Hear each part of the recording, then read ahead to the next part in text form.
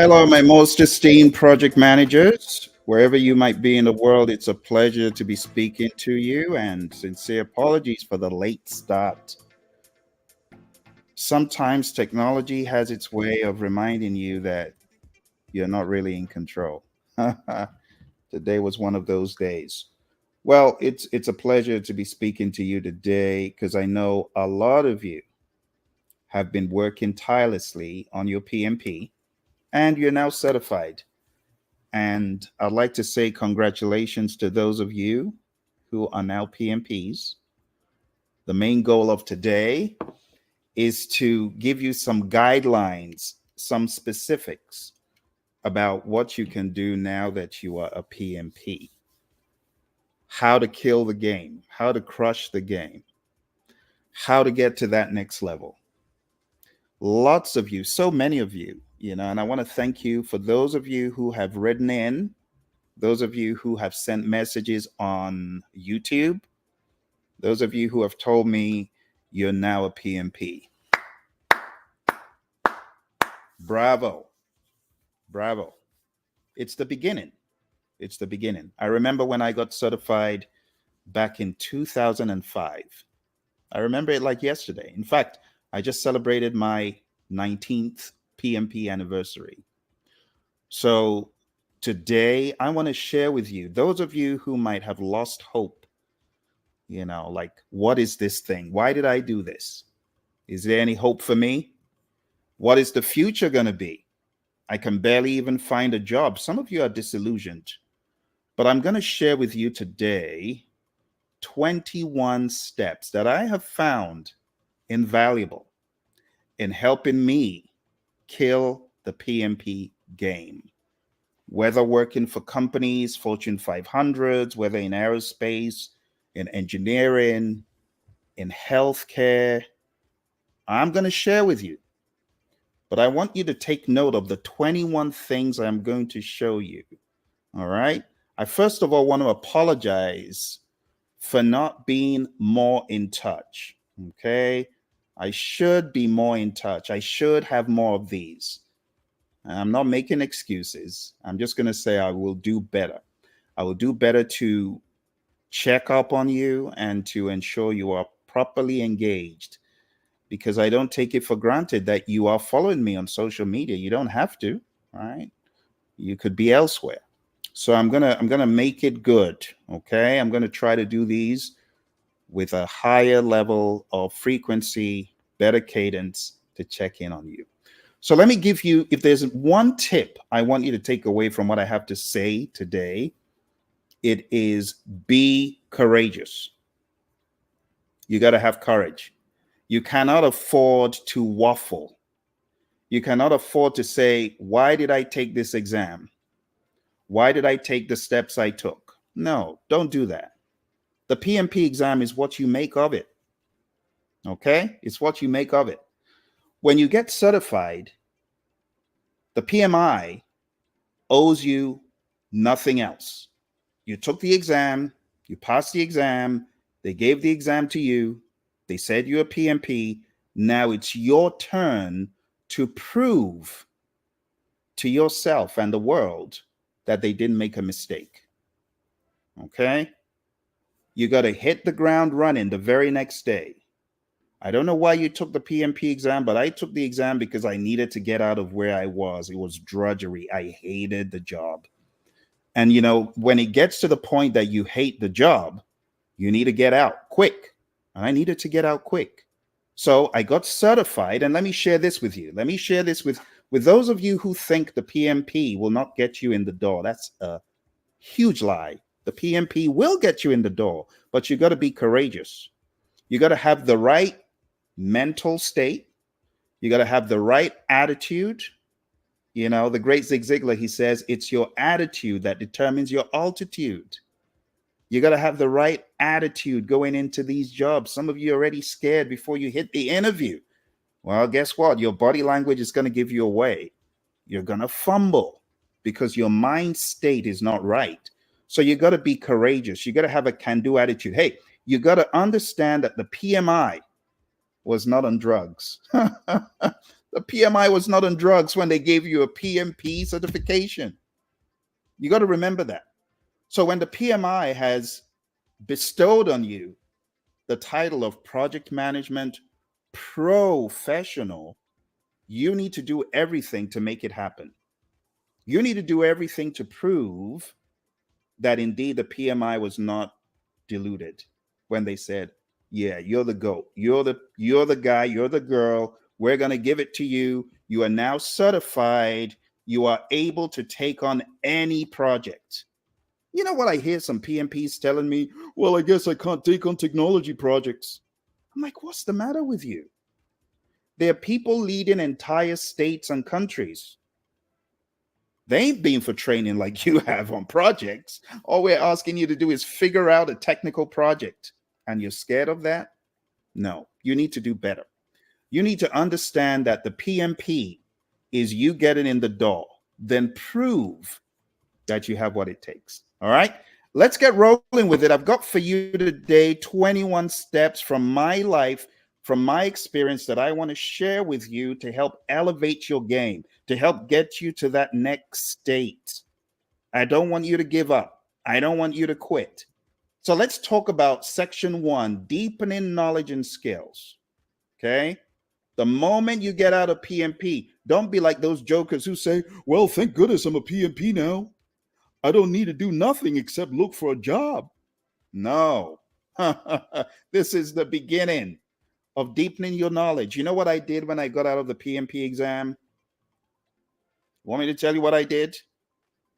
I started studying earned value, scheduling, costing, risk, compulsively, like a junkie. And what did that do for me? It got me in the door of a company that absolutely changed my life, that revolutionized how I saw project management. That company's Honeywell. Before I got certified, I was banging on the door trying to get them to let me in. You know, when you've just got this feeling that that is the company for you. And those of you that have that feeling, that nudging about, hey, you need to be in this company, take it seriously. Take it seriously. I took it seriously. I got certified. I started studying. And then the opportunity came to interview at Honeywell. And what was the job?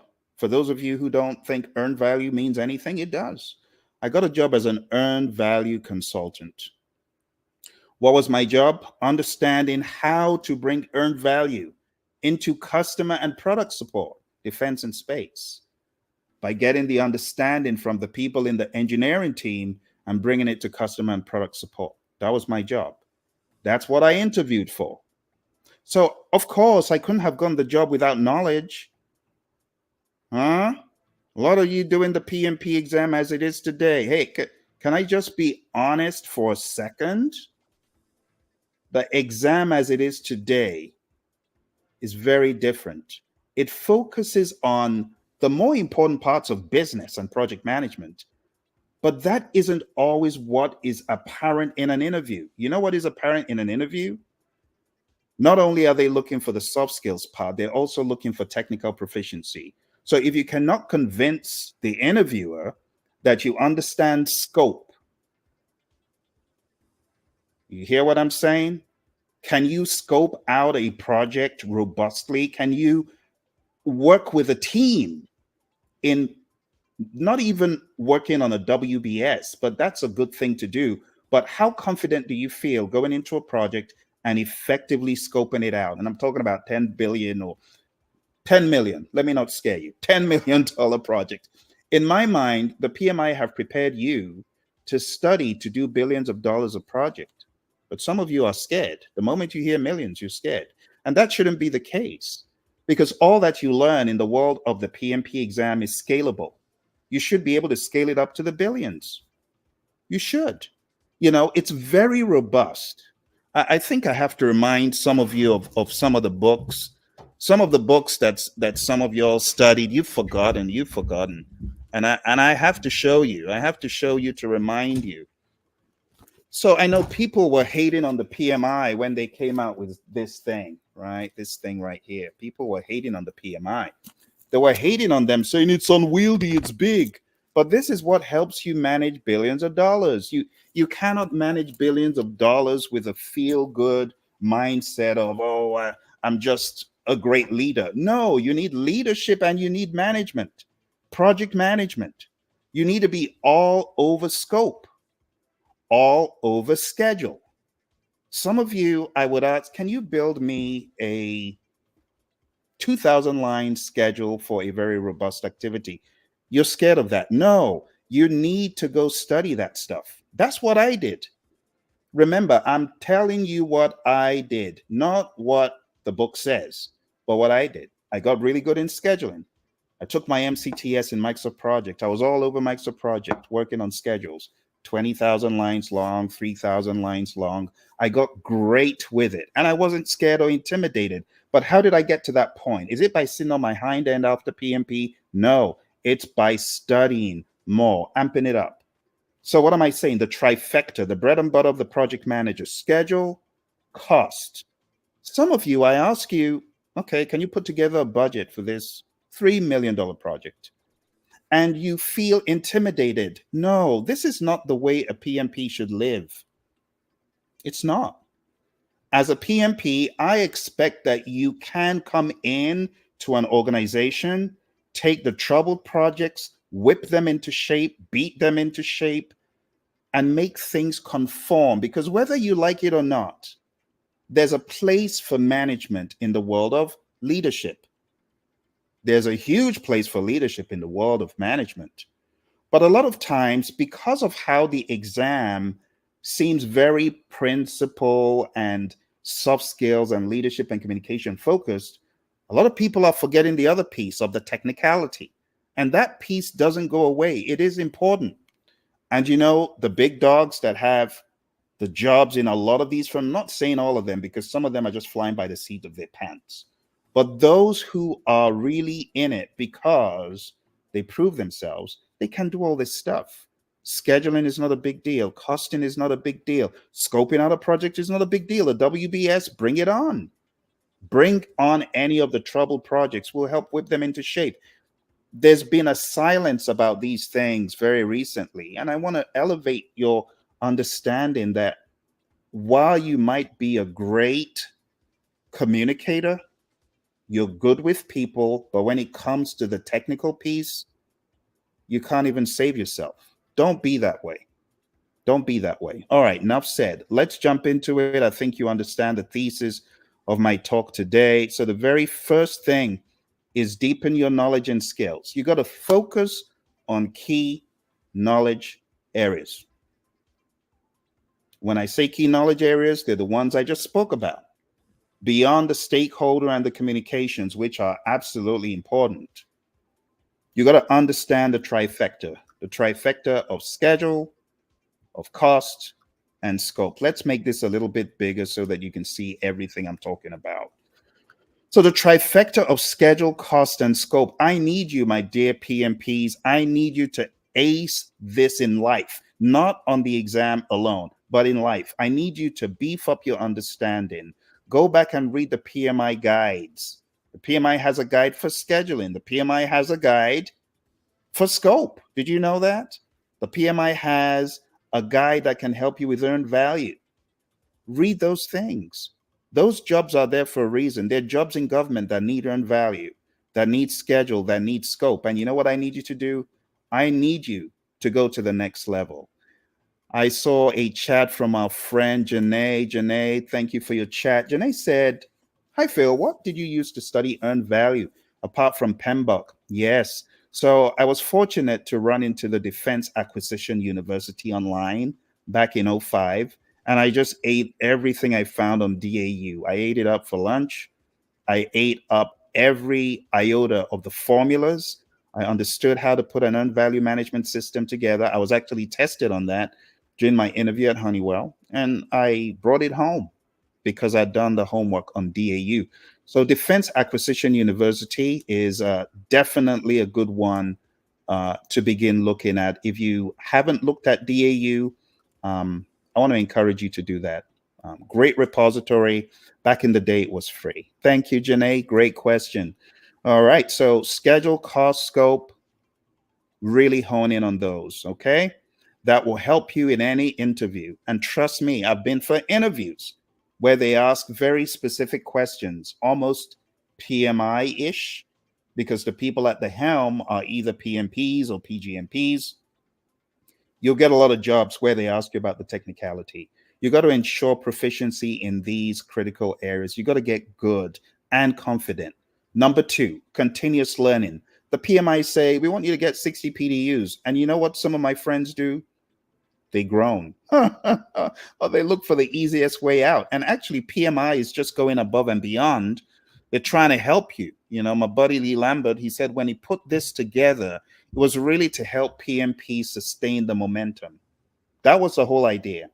All right. So continuous learning is critical as a PMP. You want to dedicate months to further study even after the exam. You got to focus on your areas of weakness.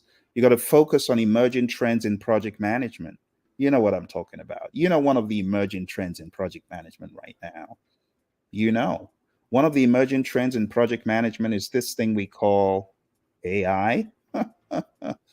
It's important.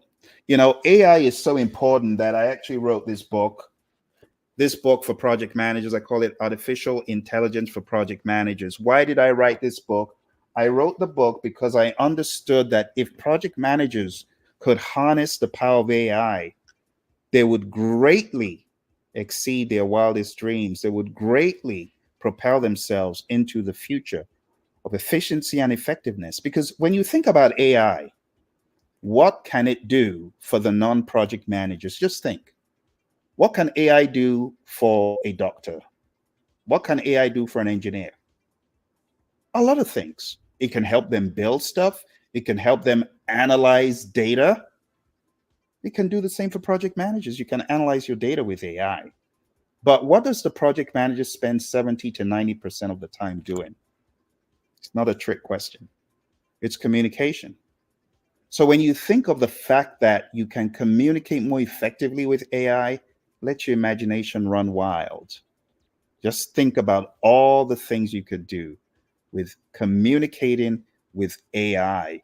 AI can help you check for biases in your email, in your communication before you send a message out. It can help you make it more empathetic.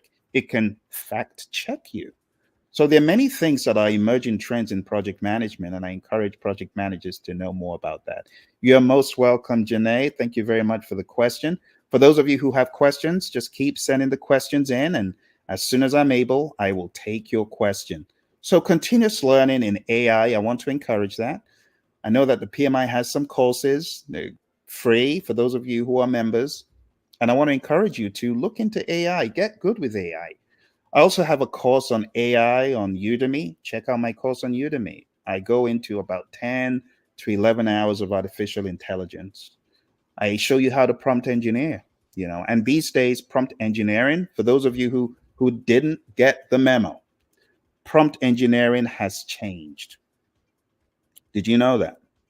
So I wrote a book called The RGB Prompt Engineering Model. And now, on top of that, I also want to encourage you to learn how to prompt engineer by your speech. How do you do that? Well, I'm going to show you that right now because I want you to get into it as soon as possible. I'm going to show you my way of prompt engineering. So, Bert, why don't you come on and let's speak to the good people? Want to say hello? Hi, Bert. It's great to have you join us. Let's dive right into this. What aspect of prompting are you interested in discussing Well. Yeah, Bert, I want you to demonstrate to my listeners how you help me. Sure thing. Bert, why don't you start by explaining the basics of prompt engineering? You can walk us through how to craft effective prompts for AI, including some examples to illustrate your points. Well, beyond that, Bert, why don't we get into a discussion about how to save a failing project that's failing as a result of poor leadership? You want to give some tips? Absolutely. Bert, let's start by identifying some common leadership issues that can cause a project to fail. Then we can discuss practical tips to turn things around. What do you think is the first step in addressing poor leadership in a failing project? All right. Well, why don't you begin? Why don't you list out the top 5 reasons for failure in leadership on a project?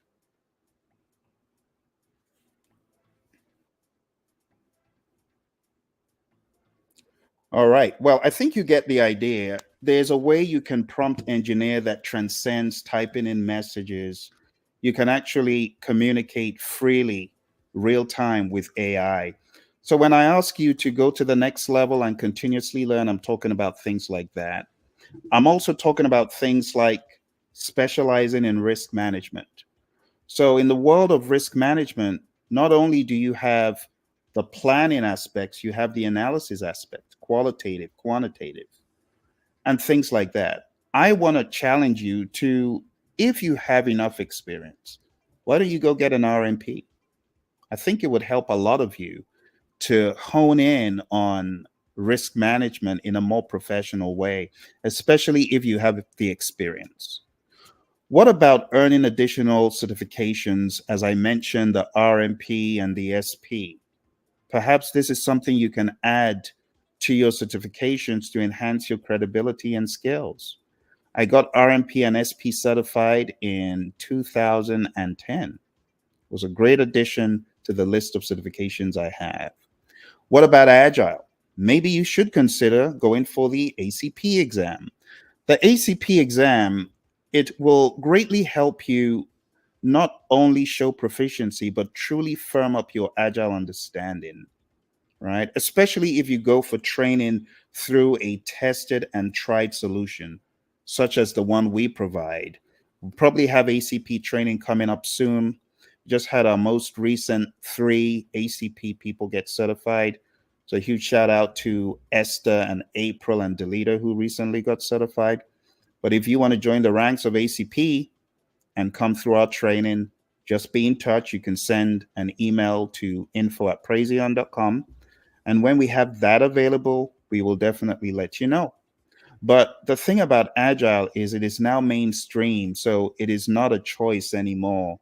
It is like mandatory in my mind for every PMP to know enough about Agile. But beyond the PMP exam, you actually need to be proficient in the basics, the manifesto values and principles. You should be able to train, coach, and mentor an entire organization. That's how I see the PMP. I see you as being a professional that can do these things. I see you as being a professional that can teach, coach, and mentor organizations in Scrum, in Kanban, at least to get them on that way forward without doing things the wrong way. Let's move into section 2. This one can be a little bit of a challenge if you haven't already given it thought. But let me challenge you as a PMP. What is your purpose? What are you about? What are you looking to achieve in the grand scheme of things? Have you thought of your purpose? Have you considered your purpose? Think about it for a second.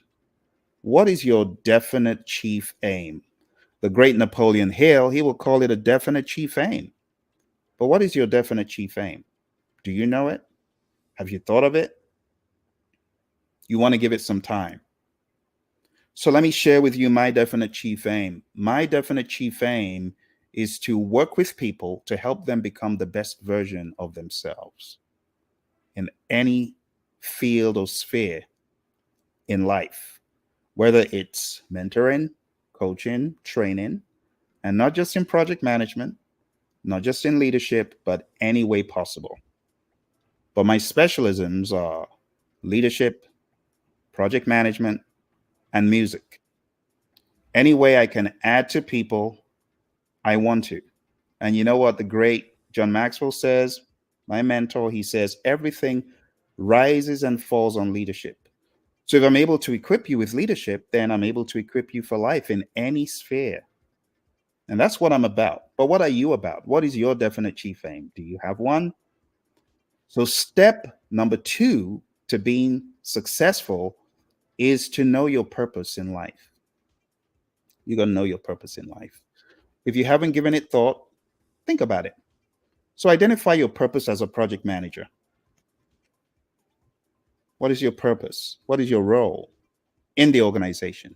Do you see yourself as just someone who is milling the corn, someone a cog in the wheel? Is that your idea of your purpose? Or do you have a higher level understanding of your purpose in the firm? Some people make the mistake of thinking their job title defines their purpose. It does not. It does not. Your purpose is defined by you.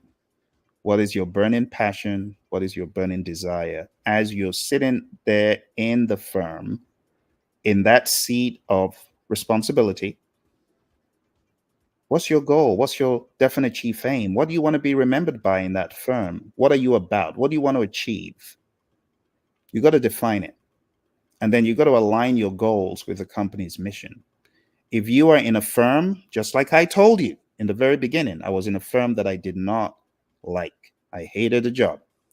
It was nice in the beginning, but after a while, I couldn't stand it for many reasons. And I'm not being ungrateful. I was glad I had a job, but I just couldn't take it. The marginalization, the not wanting me to take the PMP exam and wanting me to just stay in the same position, status quo. I couldn't take it. And that's why I left. And I left because I knew my purpose. My purpose did not align with what my boss was trying to get me to do, which is be status quo. You know, in the UK, we say be the dog's buddy. I wasn't ready to be the dog's buddy. I said, no, I've had enough. So I left and I got 300% more money. Did you hear what I said? I said I got 300% more money. From getting in the 40s, I went to getting in the 150s in a matter of weeks after my PMP. Think about that for a second. 300% increase. But I didn't get it by loafing around. I knew my stuff. I knew my stuff. Not only did I study for the PMP, as Janae was asking, I studied a lot more, a whole lot more. And I want to challenge you. If you are a PMP and you feel the game is not working for you, I want you to become a beast. I want you to beast up, and I want you to get insanely great in project management. Not just on the PMP exam. You know, a lot of people say, well, I got AT. Well, I don't mean jack. In the real world, no one cares about AT. You know what people care about? What can you do for me? What can you do for the organization? Can you make this project happen? And then I have on the opposite side, the people in lament. I got BT, Phil. I know I passed. I got target below target. Oh, be quiet.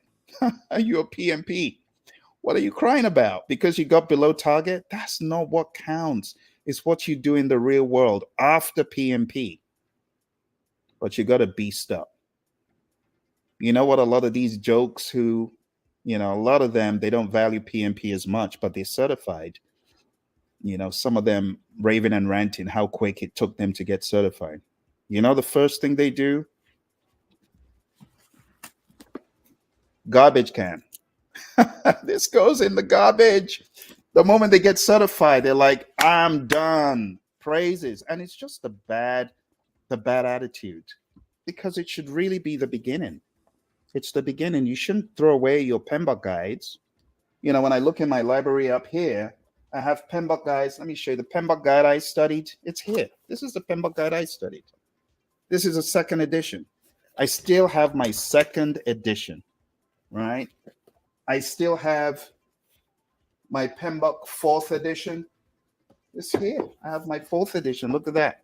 I have my fourth edition. It looks even newer than my sixth edition. I have my fifth edition. This is my fifth edition right here. I still have it, you know?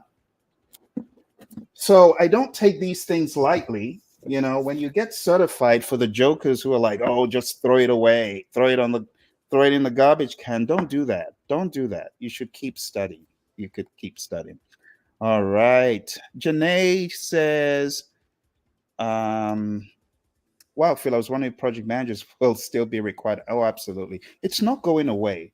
You see, it's like, I want you to go read up the story of Theodore Judah, who was a type of project manager. In my mind, I consider him a project manager, but he was a project manager of the Continental Railroad project, the railroad that was built early day America's. Theodore Judah. It was impeccable project management that helped him pull it off. When you look at his early day plans, you see plans for resources, plans for schedule, plans for costing.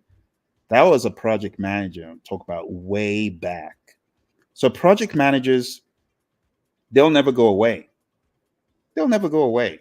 They've always been around, maybe defined as something else. They'll continue to be there. Janae says, music, what instruments do I play? I play a number of instruments. I'm actually a music producer. If you look hard enough for my work online, you see my work on Spotify. I have 4 albums, about 20 singles.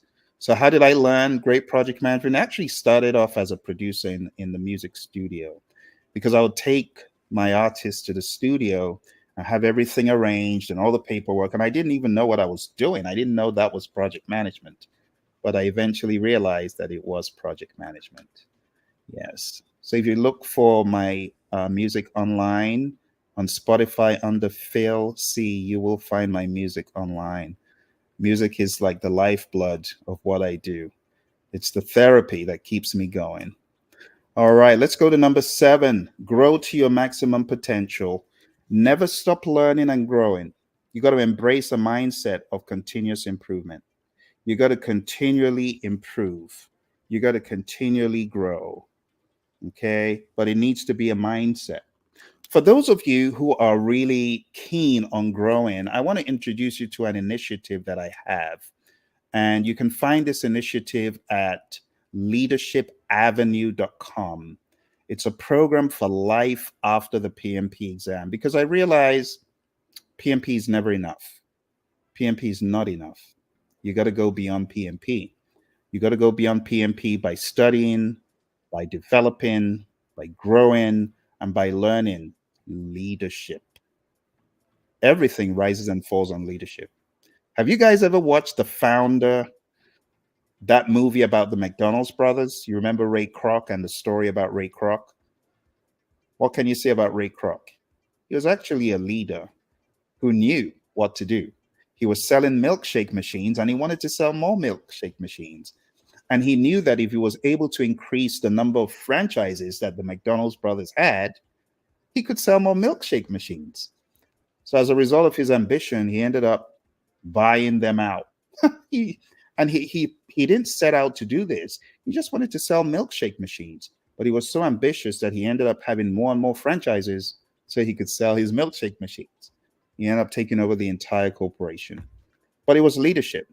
Let me ask you, if I gave your skills, your talents, and your abilities to a second party, would they be able to do a better job than you? The question is, how well are you doing as the CEO of You Incorporated? Are you doing a great job? Are you doing everything under the sun to succeed? Some of you ain't. Some of you are on LinkedIn in plain sight and you're saying, I don't want people to know I don't have a job, so I'm not going to put open for work. Seriously? How is that being a good CEO? That's a crummy CEO. You know, to be a real success, you got to network with people. You got to communicate with people. You know what the Stanford Research Institute showed in a survey way back? It showed that success in life was 87.5% contingent on the people that you were connected with. People related is all about how you relate with people. Relationships. 12.5% contingent on knowledge, certifications, technical prowess. And I'm a living witness to that. How did I get to where I am today? Training, coaching, and equipping people in project management. It was as a result of one awesome individual. One person who said, Phil, I think you would make a great PMP. Her name is Mary Hirschner. Those of you on LinkedIn, look up Mary Hirschner. She's connected to me. Mary's retired now, but Mary said, you make a great PMP. I'm like, how do I become it? Because of Mary, we are here having this conversation. Send some love for Mary. If you're on LinkedIn, just tag her, say thank you for showing Phil the way. Go ahead and tell Mary that, because without Mary, I would not be where I am today.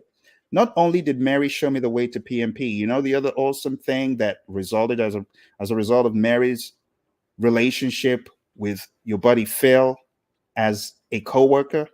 She said, Phil, there's a company looking for a trainer in PMP. I think you'll be a great person. I know this guy from a previous employment. He's now in a company called Thompson Net G. I think you'll be a great fit. What did she do? She connected with Mike. I went for the interview. I was selected to be a trainer. I ended up training, coaching, and equipping people, helping them while at Thompson Net G. Thompson Net G was bought by Skillsoft. And that's where I met my co-trainer, who you've seen on other videos, Emily. And as a result of Mary's introducing me to NetG and getting into Skillsoft, I was then inspired to train more. And I met some other awesome people like Tom and Dan at Skillsoft who kept asking me to come back and speak and develop stuff. And I was bitten by the bug of helping people with PMP, like fully bitten by it. Talk about Peter Parker. I was bitten by the radioactive spider because of Skillsoft. So I want to give a huge shout out to Tom Warwick and Dan and all those people at Skillsoft. Because of you guys, I'm where I am today. But most of all, a huge shout out to Mary. So for those of you who are not into networking and relationship building, I want you to do it. It will help you. Don't hide under the sofa, under the rug. No, I don't want people to know that I don't have a job. No, connect wisely. Network, network, network. All right. Our friend Obatare Blessing says, as one transitioning into project management, one just feels PM is wide. Yes. Yeah, it's wide. The truth about that statement? Should I tell you, you really want to hear the truth? If you're still on a battery, I want you to type in and tell me, yes, I want to know the truth. I'm going to tell you the truth. If you let me know you're still on, I'll let you know the truth. But you got to have relationships. You got to build relationships in project management. One of the things I tell my people is when you come on my program, it's not just coming on the program for the duration of the program. You have an ally for life. I'll go to war for you. But I got to know that you are really serious and you want to expand and you want to grow. Oh, Battery's on and says, please tell the truth. All right, watch this. Watch this. Here's the truth. You said that the world of project management feels wide. You know what happens the deeper you get into the world? It gets wider.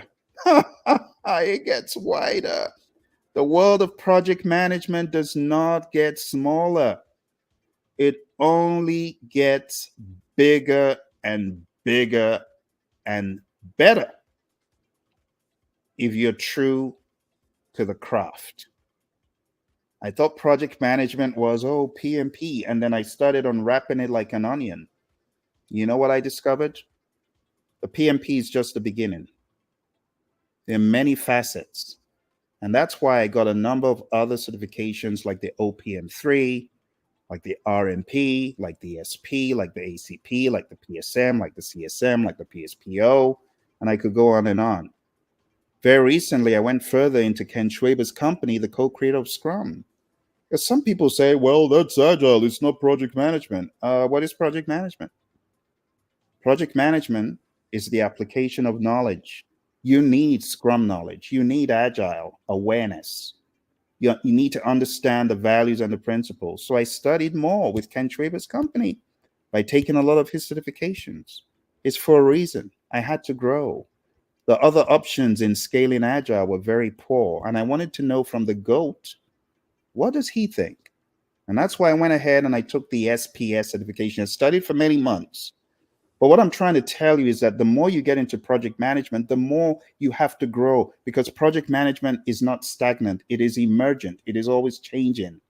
I just shared with you my book on artificial intelligence. There's a reason I wrote the book, because I understood that things were changing. The way project managers communicate, the way they could communicate, it's all changing. And you know what's going to happen in the future? The project managers that stand the test of time are the ones that move with the tide.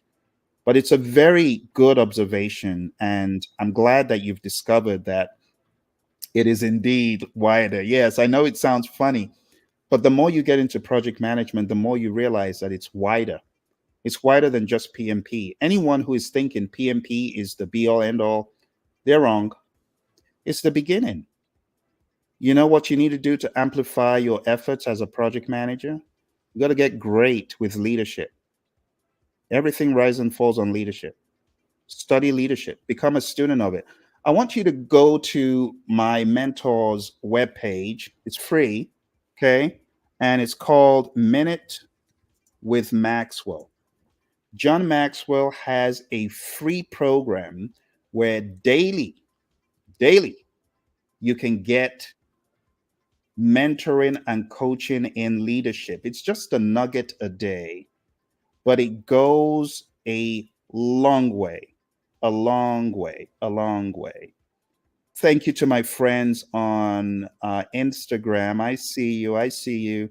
My friend Semacha says, I want to be your agent in Saudi Arabia in my institute. Well, thank you. I appreciate the love. My friends on LinkedIn who are watching, I appreciate you as well. Let me go ahead and send you this link. Hopefully, this link will go to many of you. It's Minute with Maxwell, because I believe that if you can study leadership, the game will change. The more leadership you study, the better off you're going to be. But you got to be on it on a daily basis, studying leadership, reading leadership, applying leadership, mentoring others in the leadership that you've learned. One of the books that I immediately recommend to you, and I'll give you a few books because I know some of you are really looking to grow to the next level. I want to recommend that you pick up the 360-degree leader. There's a book and there's a workbook. This is the workbook. We're still in the process of going through this in my Leadership Institute. For those of you who don't know, I have a Leadership Institute with a bunch of awesome PMPs. It's called Project Leadership Institute. And we meet on Thursdays in one of the groups. We meet on Saturdays in another. We've been studying this for the past 6 months. All right. Also, another book I want to recommend to you, those of you who I may not have interacted with you in a while. If you're in a leadership role, I want you to get this book by my mentor, John Maxwell. It's called The 5 Levels of Leadership. And I know some of you already know this because I wrote about this in my immersion book, right? So John's 5 levels of leadership, so profound, so good. If you are in middle leadership, if you're in top leadership, wherever you are, CIO, CEO, CTO, whatever, whichever of the C's or VP, director, you need it. If you're in the middle, you need it. If you're at the bottom of the organization, you need it. You need it. You need the 5 levels of leadership. Really great book. It will show you how to climb the ladder of leadership. Talks about position and then goes into permission and goes into production. And great book. You definitely want to know that, how to navigate the leadership ladder. Because you do know that leadership is all about influence. The true measure of leadership is influence. Nothing more, nothing less. And John says, he who thinks he leads but has no one following him is only taking a walk. Now, some of you that might be in the middle or at the bottom, theoretically, you may not understand, but leadership is about influence. And you can influence. You can learn how to influence. So these 2 books, first of all, this one, I would recommend reading this first. And then The 5 Levels of Leadership. This is another great book that I would recommend to you to read. Okay.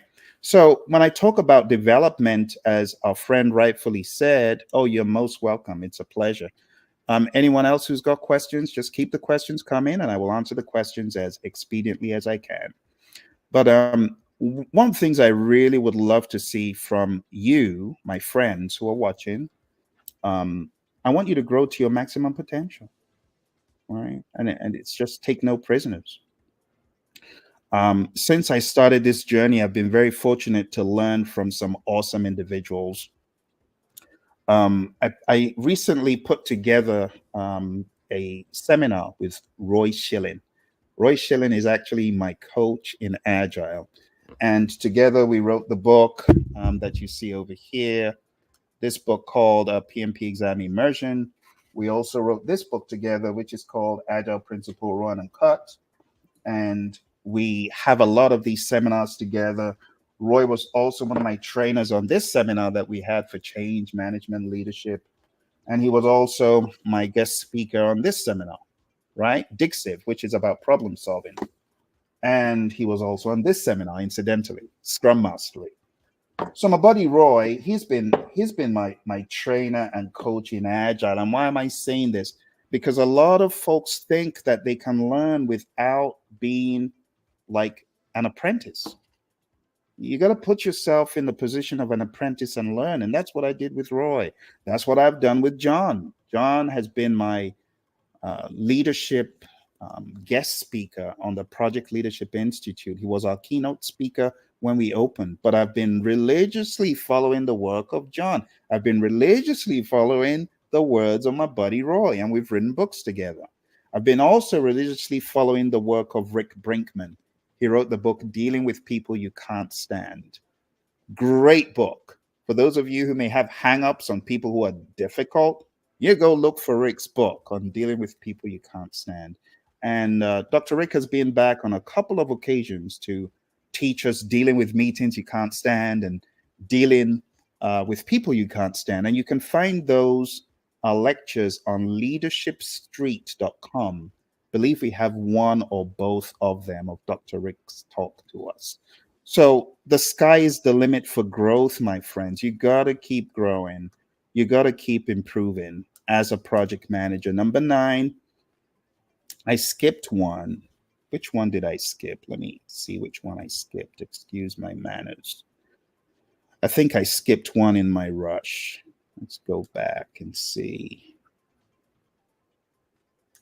I skipped. Okay.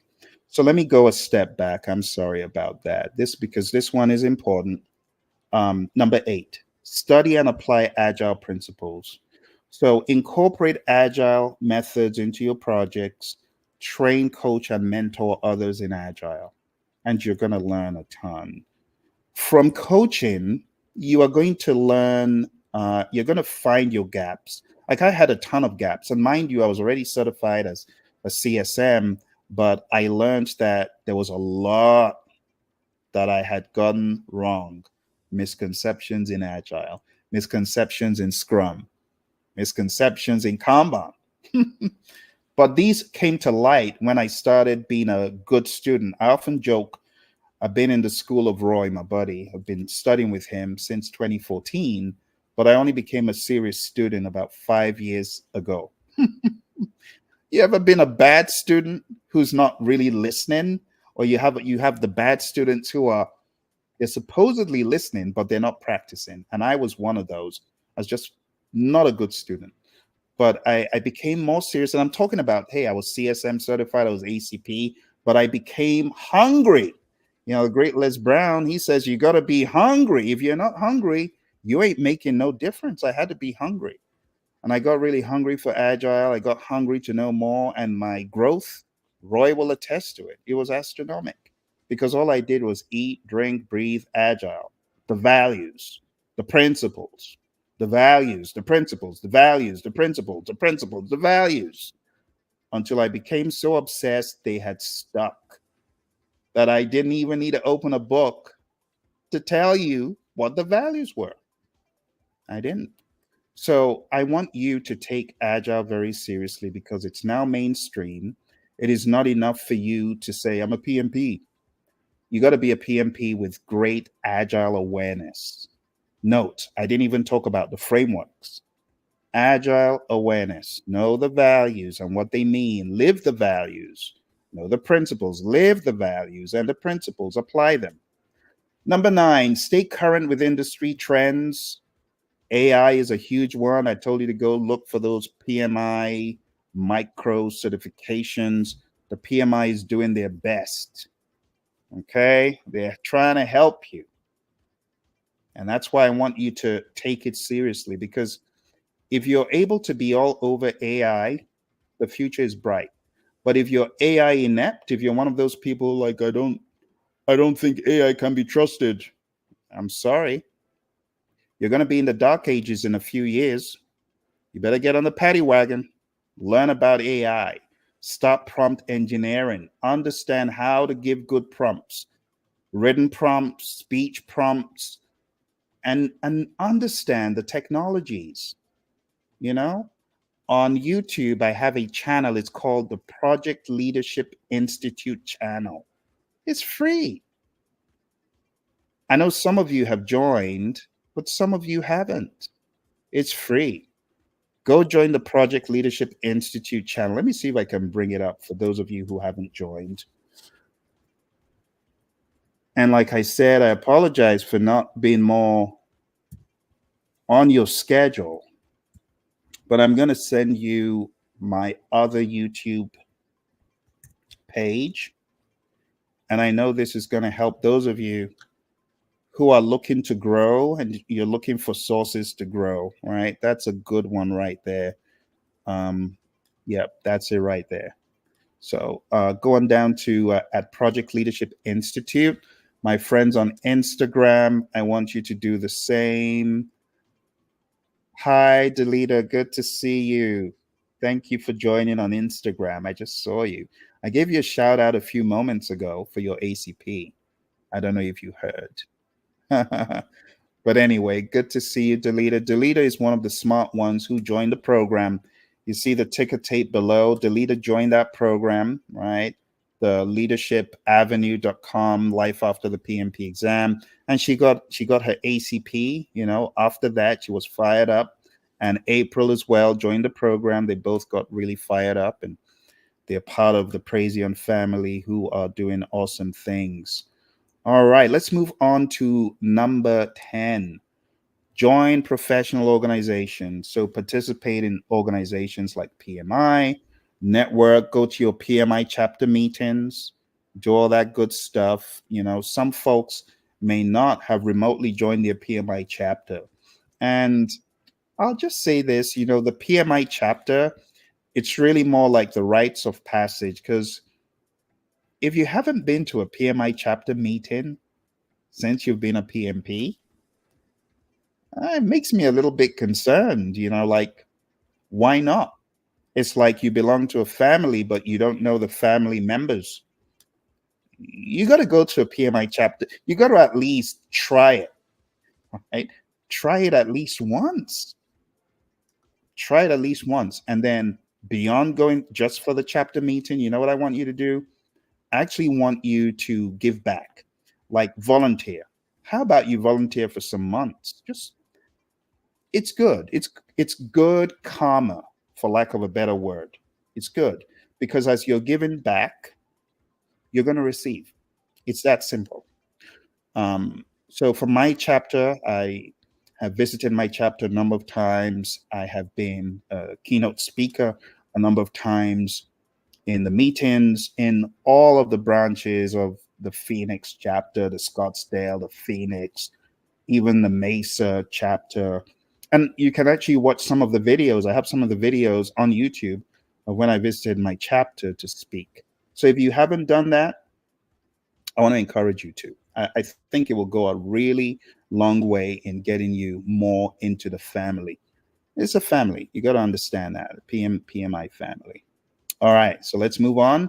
So join in professional organizations, networking. A lot of people, I know someone who found employment as a result, not just one person, number of people, as a result of being in their PMI chapter. All right, number 3, mentoring and coaching. You got to mentor and coach others. chatting to me, are you mentoring and coaching someone as a PMP? If you are a PMP, the question is for you. The question isn't even, are you coaching someone? No, no, no, no, no. The question is, who are you coaching? Who are you coaching? Don't tell me no one. You got to be coaching, mentoring, or equipping someone. Because if you're not growing as quick as you could. You're not. And this is why a lot of you end up forgetting what you studied. I ask some of you, okay, just give me 5 process names, and you're grasping at straws because you've forgotten. Why did you forget? Because you're not mentoring and coaching someone. You don't have to be a full time PMP coach, but you should at least in your firm. Like when I was at Honeywell, a lot of my colleagues, they were failing the exam, and this management's shelling out $500 a pop for these people, and they're failing. And I go to my manager and I say, you know what, Jim, I think I can help these people. I got certified about a year ago. It's still fresh. I'm all over this stuff. Why don't I have bi-weekly sessions to help them? And he said, all right, let me go check with Mark, my boss. He goes, checks with his boss, and his boss is a PMP as well and likes the idea and says, people like food. Let's throw in some pizzas. And then we did. And people would show up for these bi-weekly sessions. I ended up being instrumental in 50 of my colleagues. Mind you, this is before I went fully into training. This was like 5 years before I went fully into training. Got my colleagues certified, helped them, added value to them. You know what I want you to do? The same. I challenge you. If you're not a scaredy cat, how about asking your boss, can I have a lunch and learn to equip people in project management? I'm not even saying train PMP exam, but just share what you know. Or don't you know anything? Yeah, you know a lot. You know a lot. Why are you sitting on what you know? Why are you being selfish with what you know? The funny thing, some people are like, I don't want people to know how I did it because then they'll be at my level. Seriously, come on now. That's not you. That's not anyone listening to me right now. It's the other people, right? It's not you. But I know some people are like that. I know some people are like that. Oh, my friend Simba, thank you very much. I appreciate you as well. Thank you. Thank you. Yeah, because I know you folks have a lot to share, and you should. Because if you don't share, you know what you're being? You're being a reservoir. You got to be a river. What does a river do? A river allows the current to flow through it. You got to be a river. That's a huge way you can grow. Do you know all the growth that happened to me as a result of the bi-weekly sessions I did at Honeywell? It gave me confidence to move into the higher levels that I just talked about. I talked about Skillsoft, NetG, and then Skillsoft. So Thompson NetG, little did I know that the good work I was doing at Honeywell was going to be a precursor to getting into NetG and being able to speak and train confidently. How do you think confidence is built? It's by doing.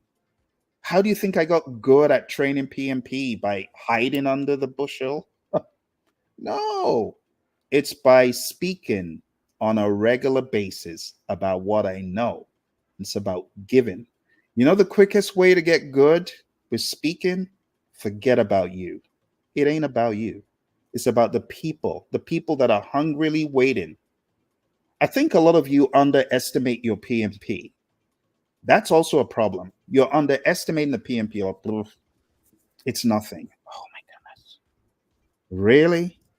You fail to realize how insanely awesome you are by staying in that, in some cases, dim lit, dingy, musty room for almost 4 hours.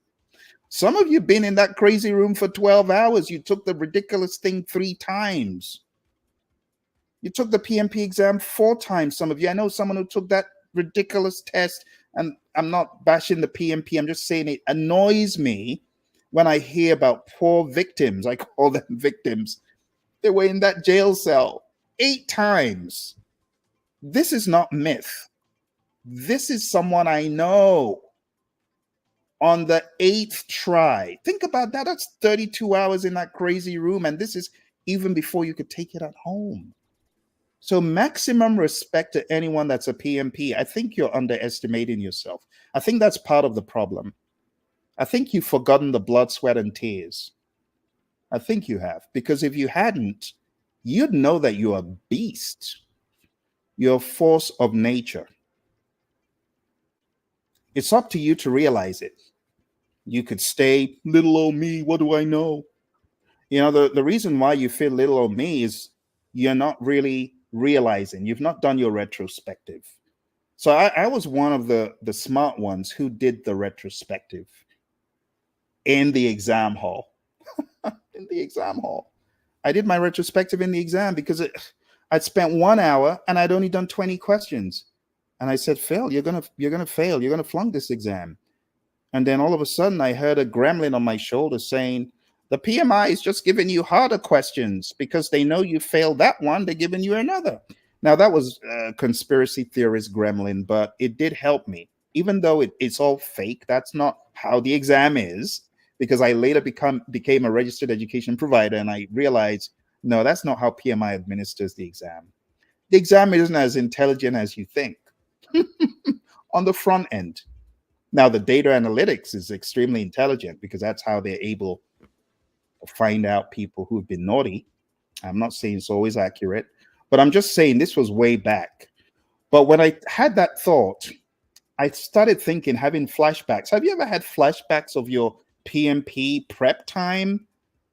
Like, talk about a jail cell. I will go to my library every Saturday for like 5 to 8 hours and I just locked up. Talk about being in a fort somewhere.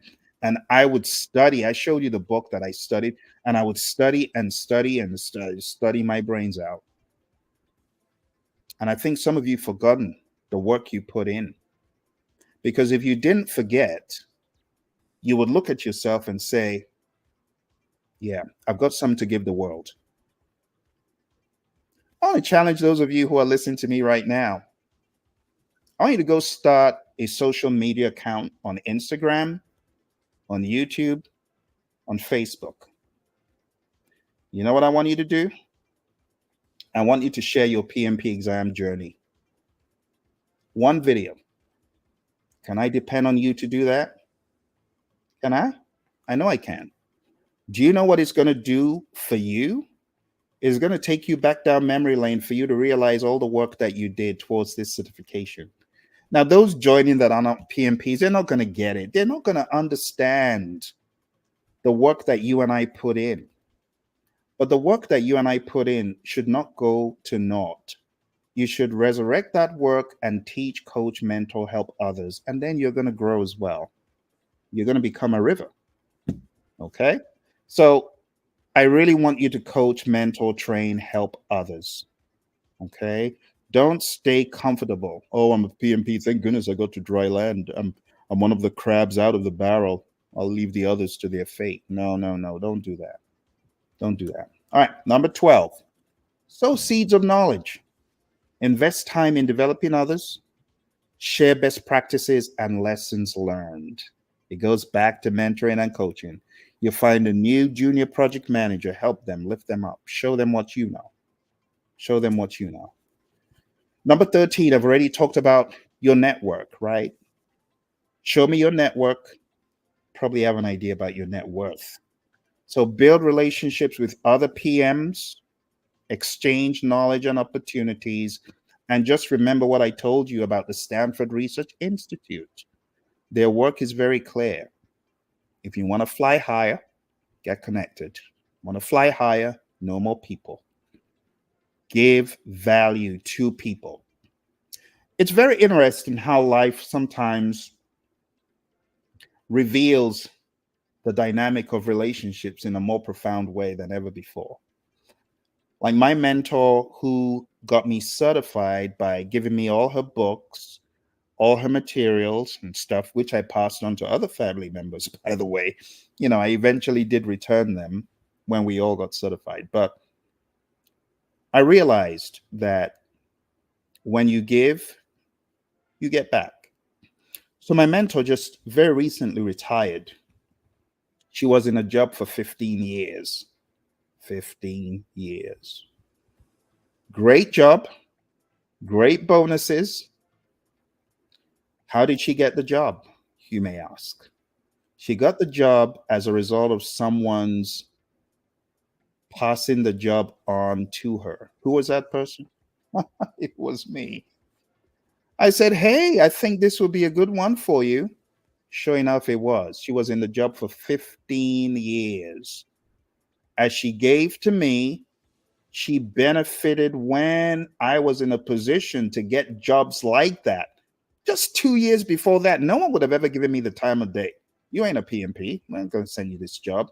But they sent me the job because I was a PMP and a master scheduler, just like her. And it so happened I couldn't take the job. She could. I passed it on, and she was in that job, killing the game, adding value to that firm, affiliated with Boeing. Great job, great bonuses, 15 years, all because she sowed a nugget in my life to get certified. You just never know who you might be mentoring. You might be mentoring and coaching the person who is going to help you get to the next level. Think about it. When you sit on your knowledge and your prowess and you don't share it, you could be doing yourself in. That's all I'm going to say. That's all I'm going to say. I could give you example after example. I've shown you a few of the books, right, that I have here. This is one of the books. It's called Artificial Intelligence for Project Managers. Do you know what galvanized me writing this book? It was someone I mentored and coached. Let's take a look at another book. This one, Scrum Mastery. Do you know what ignited this book? Scrum Masters I was mentoring and coaching. And I could go on and on and on. But what galvanized a lot of my success was people I coached. They gave back to me, sometimes unknowingly. They would just say things and like, "Oh my goodness, what a great idea." And I would seize it. And it would be value to me, all because I've been mentored and coaching them. You hear me talk about my buddy Daryl, and you see him on the channel. And if not for Daryl, I would not be in the world of AI. I talk about my buddy Ed. And if not for Ed, I wouldn't be writing a number of the books. I'm writing 2 books currently as a result of his influence. He didn't even know when he sowed that nugget. So you just never know the people you're mentoring, the people you are meant to mentor. You just never know how instrumental they will be to your success. Okay, think about that. Think about that. All right. I'm sharing with you 21 steps to growth after your PMP. Number 14, I've already talked about this. Volunteer with PMI, engage in volunteer activities, give back to the community, right? Leverage volunteer opportunities to expand your network. Number 15, foster a culture of learning. Encourage continuous learning within your team. Promote a growth mindset and ongoing development. For those of you who have not been to projectmanagement.com, I need you to go there. I want you to go look at all the webinars. PMI, they do their best. Now, I know a lot of people say PMI is all about the money. Well, PMI is trying their best to offer some more value. I'm looking forward to them doing more, but right now they're already doing a great job with the webinars, and you can listen to people in your domain, whether in healthcare, you're in engineering, pharmaceutical, whatever you're in, there are webinars in the repository at projectmanagement.com. And you know what happens when you watch those? You get PDUs for free. If you're a member of the PMI, these are often claimed for you, and you don't need to do anything other than just attend. So I want to encourage you to foster a culture of learning. Projectmanagement.com is a great one. Leadershipstreet.com is also a great one. Make sure you attend the seminars of Rick Brinkman, the PM 360 that we also have up there, and there are many more. Number 4, section 4, practical steps for growth. You got to start where you are. So I've already given you a minute with Maxwell. I've given you John Maxwell's 360-degree leader, John Maxwell's 5 levels of leadership. I've told you to go look at those. I've also told you about Rick Brinkman, and I've told you about leadershipstreet.com. And right here, as we're talking, the ticker tape below, right there, life after the PMP exam. If you are serious about self development, you want to grow your mindset to the next level, you want to learn leadership, you want to be proficient, profound in your leadership, come on the program. Let's work together. Come and learn how to be a real success. Relationships, equipping others, having a positive mental attitude, and leadership. That's what makes you be a real success. It's a play on words, REAL, relationships, equipping, attitude, and leadership. And that's what we learn in addition to life after the PMP exam. And we learn that right there at leadershipavenue.com. Leadershipstreet.com is pre records, things from other seminars in the past. Leadershipavenue.com is for what is coming down the pike in August and September and beyond. Okay, so check that out. All right, so start where you are. Maybe you just got certified. No, just start where you are. Go to Minute with Maxwell, start learning. Endeavor to be in my next leadership program, Leadership Avenue, right? Go there, sign up. Find productive activities that advance your career. Look for opportunities within your current organization or community. For those of you who are not PMPs yet, and you might just be watching, go on down to 360.pmradio.org and you can sign up for our next PMP 360 seminar. Let me put that in the chat for those of you, because I know some of you are curious because I said this is for PMPs. And I know that curiosity drew you to watch this.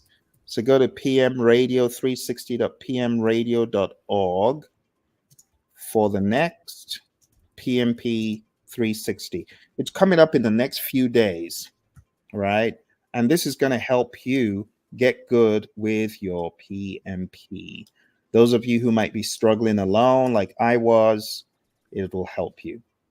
All right. So start where you are. This is me talking to my PMP graduates all around the world, wherever you are.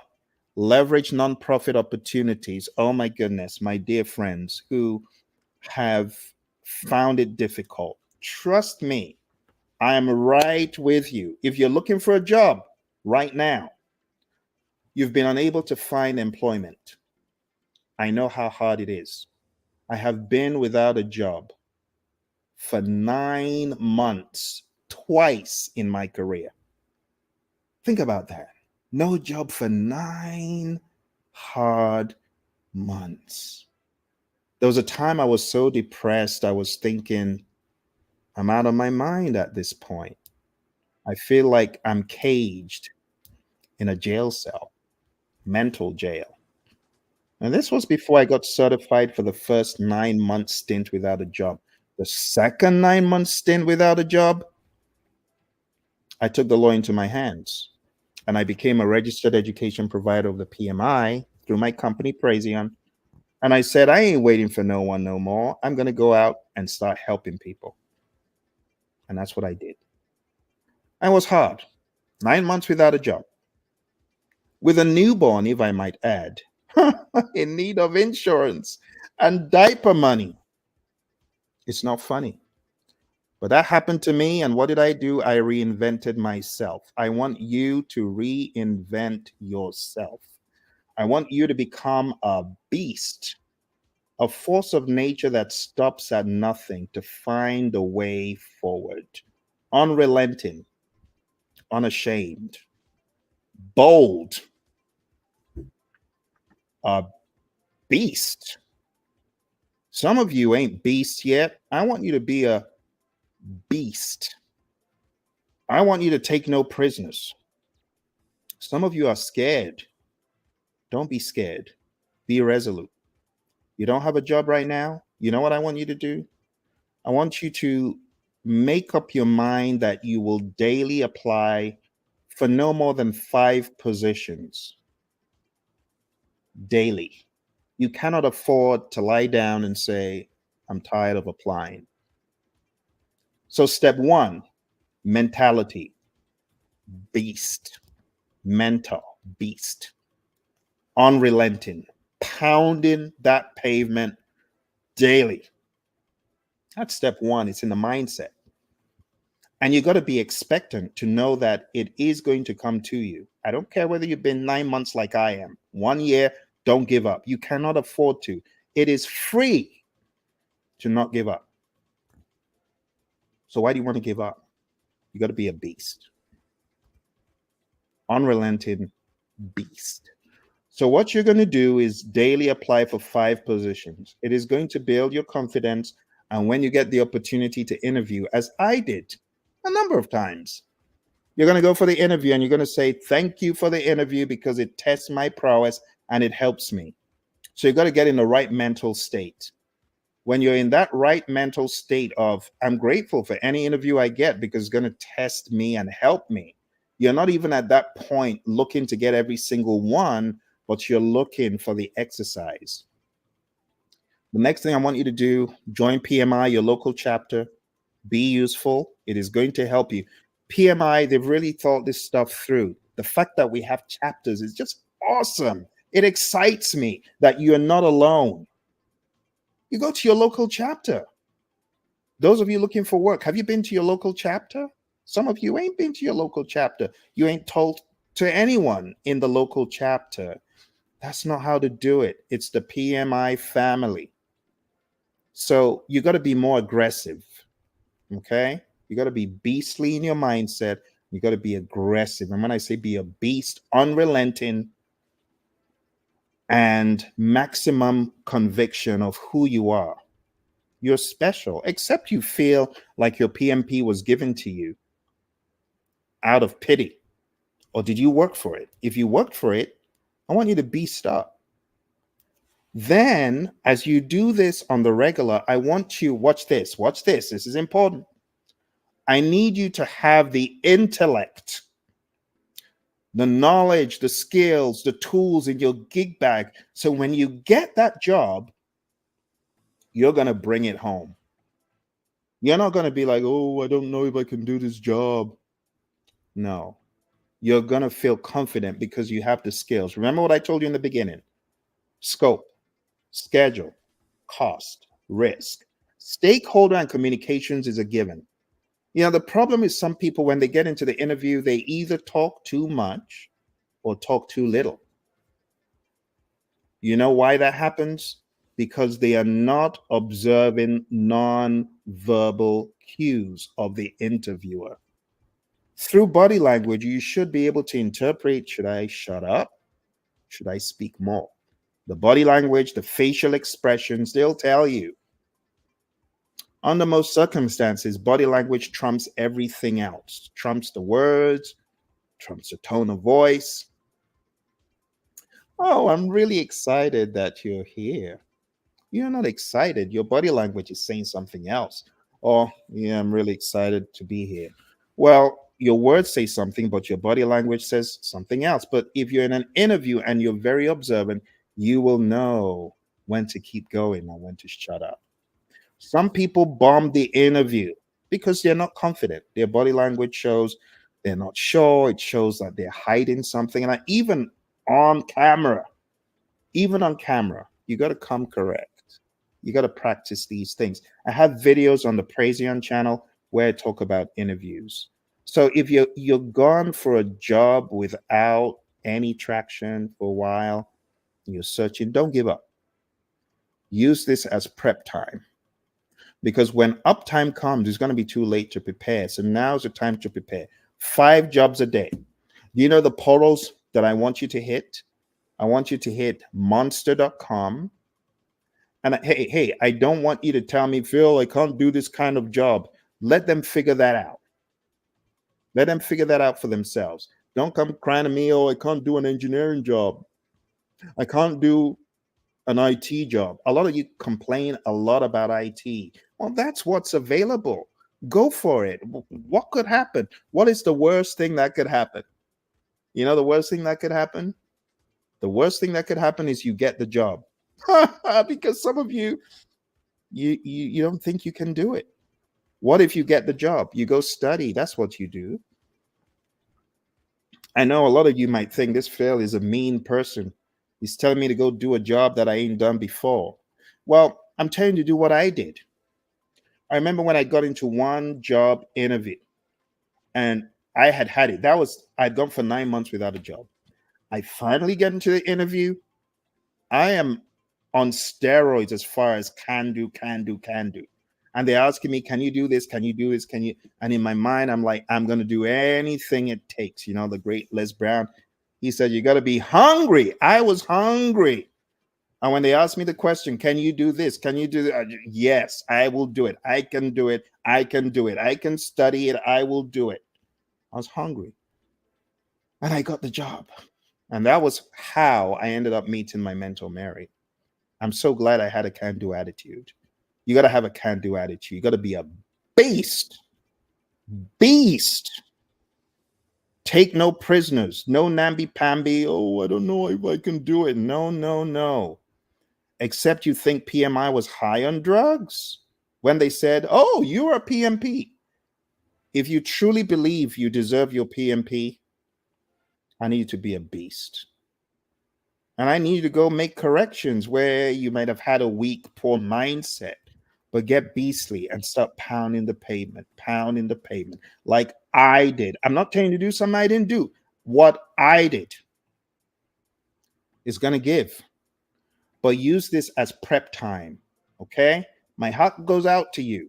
I know people who have been looking for work for a while, but don't give up.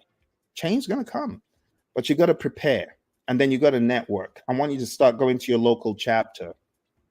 Do it. It's going to help you. It's going to help your mindset. It's going to give you some hope.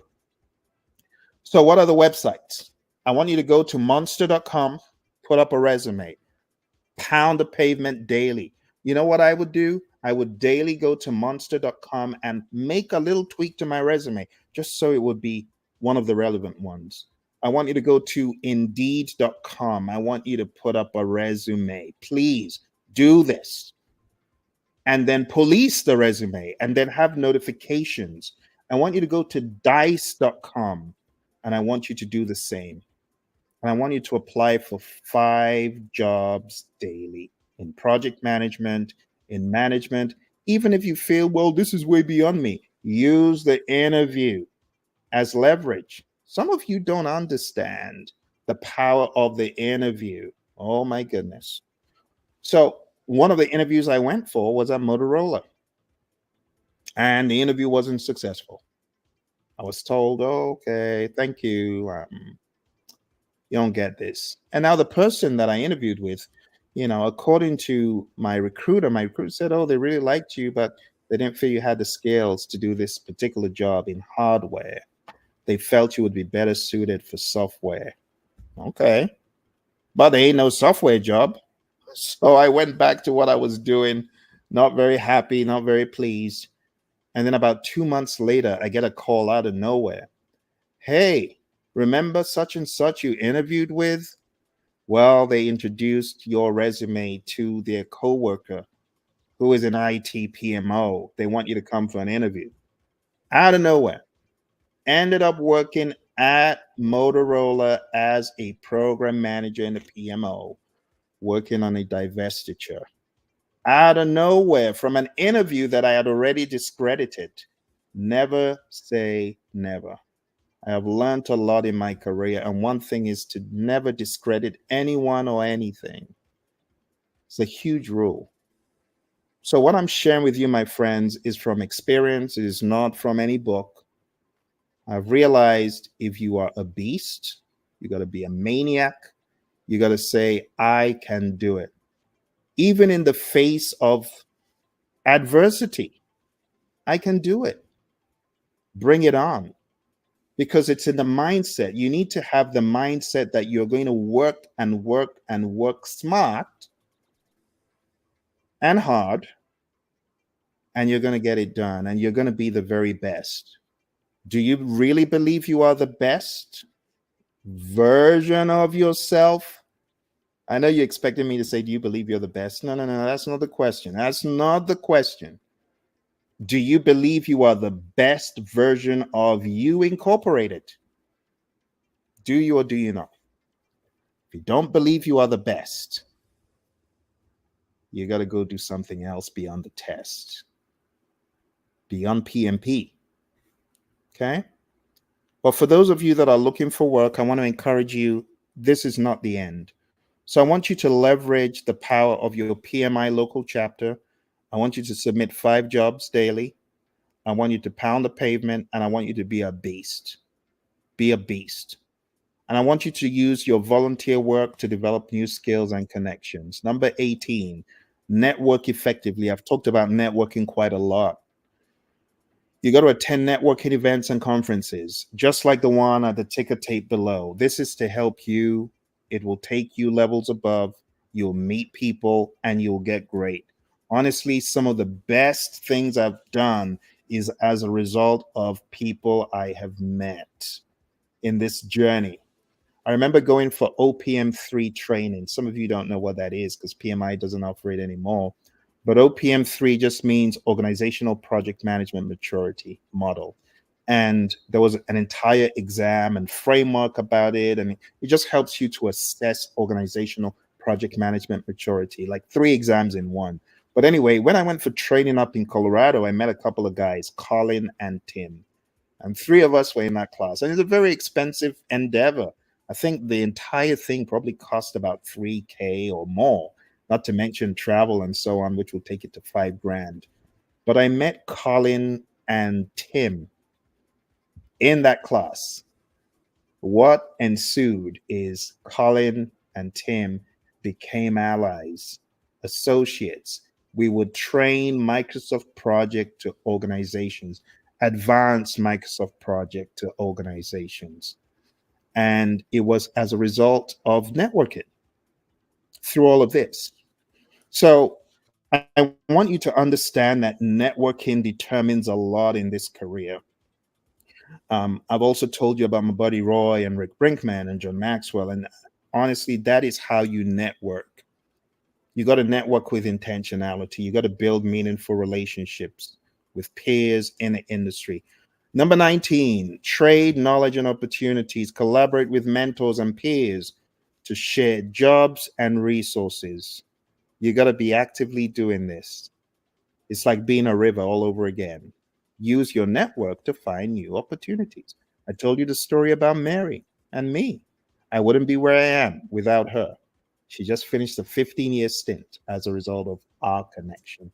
Number 20, adapt to changes. Stay flexible and adaptable in your career. Be prepared to pivot and take on new challenges. So, I mean, I could have been one of those people who said, well, I don't want to do anything else but work at Honeywell. I'm not happy that I can't be here forever. Well, no, I understood I needed to pivot. So when I left Honeywell, because I was a consultant, and after 2 years, that's it, you have to go. You could come back later, but you got to take a hiatus. So I left and I ended up at Motorola, and then I worked in a number of other places, and I found myself in my dream job.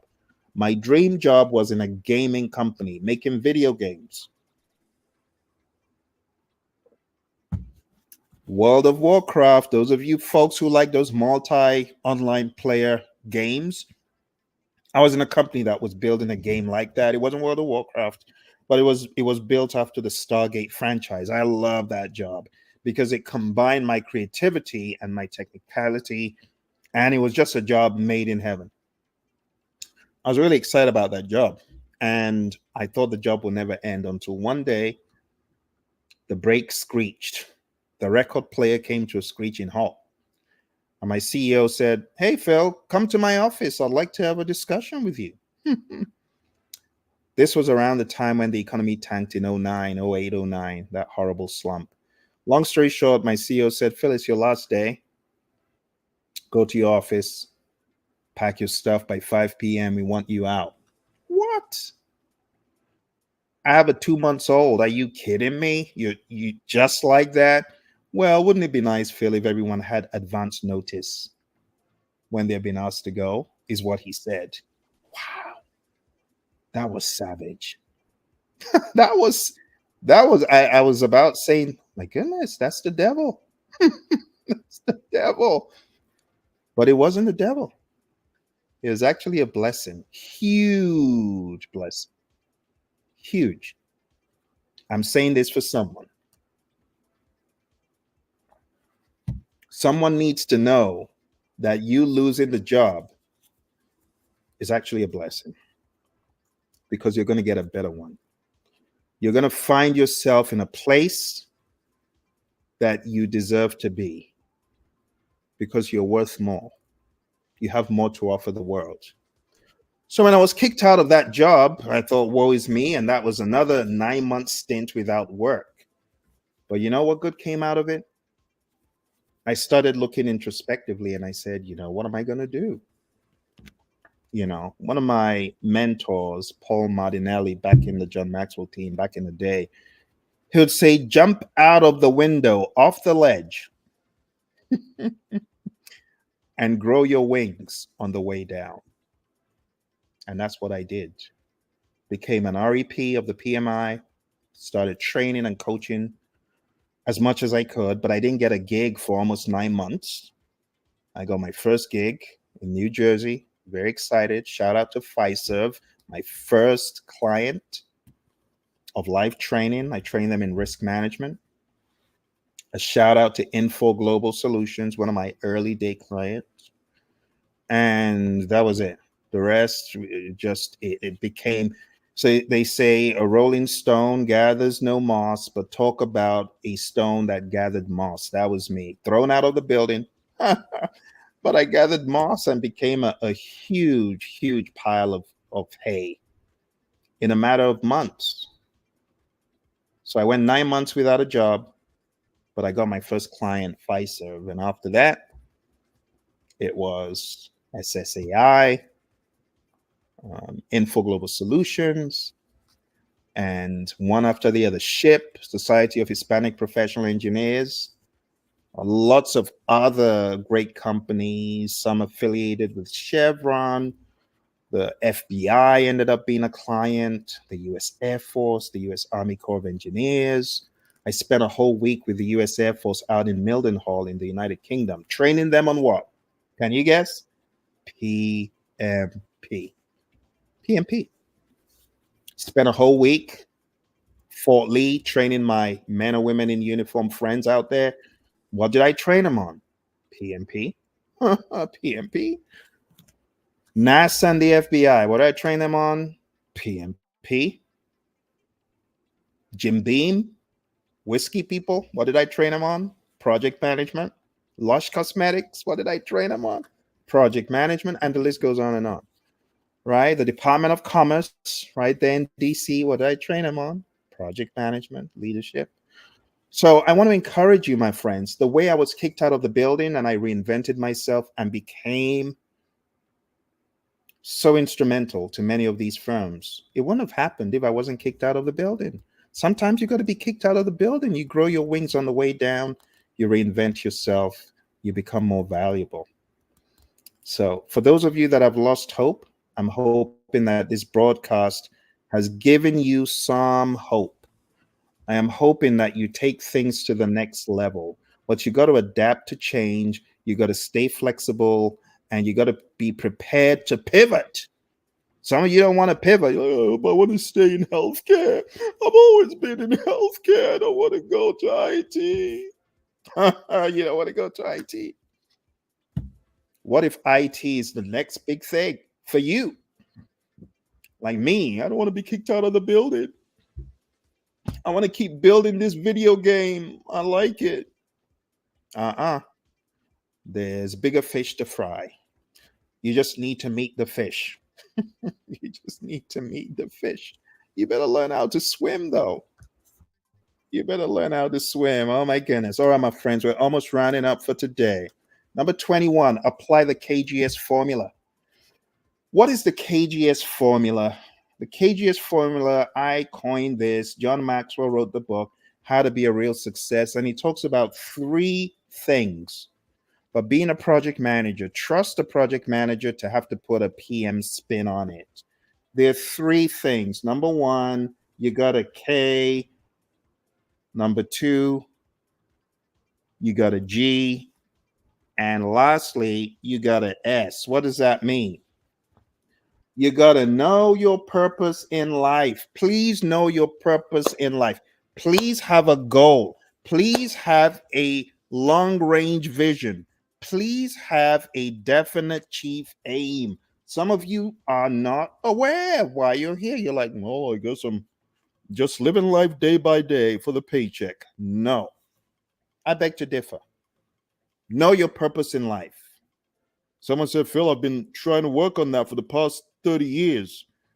Start somewhere. Start somewhere. One of the most comedic things that you can do, ask GPT. Get your resume, give it to GPT and say, GPT, what is my purpose in life? And I'm not joking. You just have to have a target. Please have a target. Because if you don't have a target, you're just going through life, and you got no clue why you're here, and you're just living for the day. And that is the most miserable life to live. Just having no purpose, no direction. Come on now. When I was 10, I had direction. I said I wanted to be a musician. Well, seems like it worked out. I became a musician. I've got 4 albums, 20 singles, still working in the studio.